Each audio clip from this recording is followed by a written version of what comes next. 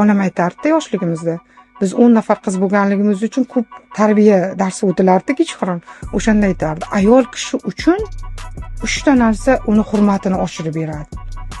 Eslangdan chiqarmanglar. Birinchisi bu halollik, ikkinchisi bu vafo, uchinchisi bu nomusdir dedi. Or nomus. Bizda qo'rquv kuchli-da. Ya'ni mana shu miyamizda bu qo'rquv menda o'xshamasachi, o'xshamay qolsachi. Bir urinib ko'r, bitta birinchi qadam tashlab ko'rish kerak inson. Men 10-qadamgacha borishni xohlayman-da. O'sha 10-qadamda nima bor ekan deb qiziqaman-da. Ketma-ket etap chiqib borishni xohlayman-da.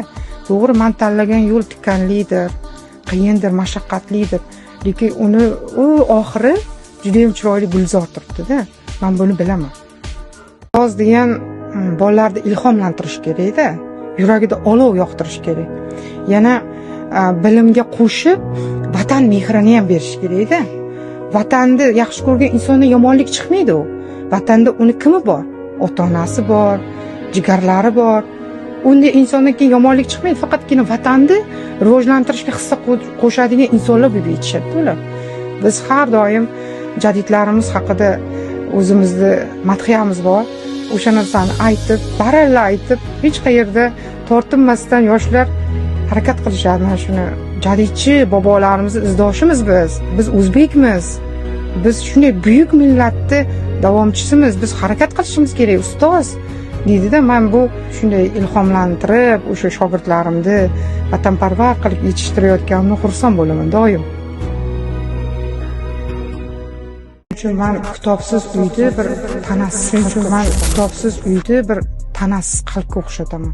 Har bir xonadonda kitob bo'lishi kerak. Chorasiz insonlar yo'q aslida, duosiz insonlar ko'p-da bu dunyoda. Ya'ni duo qilishmaydi, shukr qilishmaydi, o'zidan so'rashmaydi. Shukr sizni mana shu o'zingizda bor rizqingizni olib qoladi o'zingizga shukr qilish.